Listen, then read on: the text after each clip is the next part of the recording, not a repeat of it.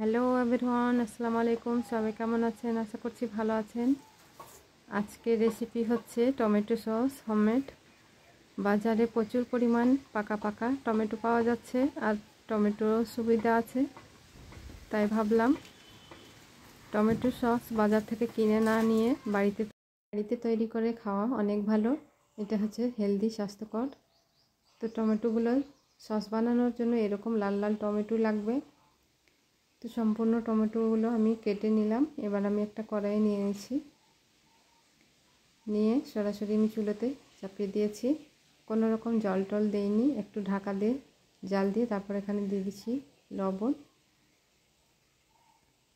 লবণ দিয়ে একটু নাড়াচাড়া করে আবারও ঢাকা দিয়ে খুব ভালো করে টমেটোটাকে সেদ্ধ করে নিতে হবে।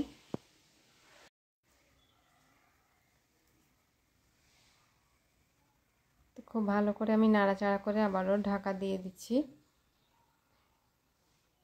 এমনিতেই খুব তাড়াতাড়ি কিন্তু গলে যাবে, কোনো রকম জল দিতে হবে না। লবণটা দিলে কিন্তু জলটা বেরিয়ে আসে, তার জন্য লবণটা দিতে হয়। আর দেখতে পাচ্ছেন তো কিছুক্ষণ সিদ্ধ করার পর কি সুন্দরভাবে টমেটোর থেকে জল বেরিয়ে এসেছে। আরও আমি 10 থেকে 15 মিনিট জাল করে নেব, একটু জলটাকে শুকিয়ে নেব। তো 15 মিনিট পর আমি এটাকে নামিয়ে ঠান্ডা করে নেব।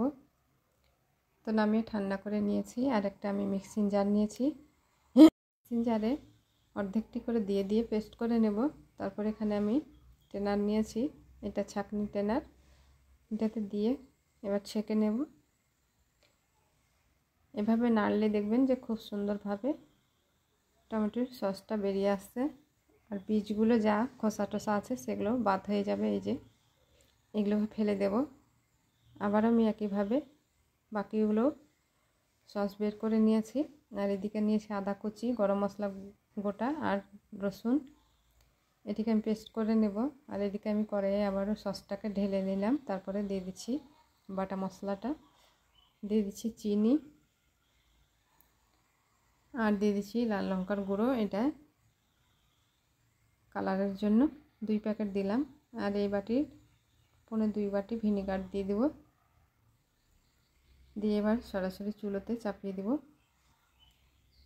তো চুলোতে চাপিয়ে অনবরত নেড়ে চেড়ে আরও 10 থেকে 15 মিনিট আমি জাল করে নেব।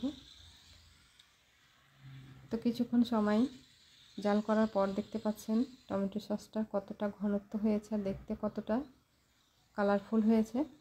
তো নামিয়ে নিয়েছি, নামিয়ে একটা গামলায় আমি ট্রান্সফার করে নিয়েছি। এবার এটাকে ঠান্ডা করে নেব। ঠান্ডা করার পর আমি বোতলে কিংবা যে কোনো জার বা পাত্র বমে ভরে রেখে মাস জুড়ে সংরক্ষণ করে খেতে পারেন। বন্ধুরা, আশা করছি ভিডিওটি ভালো লেগেছে। ভালো লাগলে অবশ্যই লাইক, কমেন্ট, শেয়ার। আল্লাহ হাফিজ।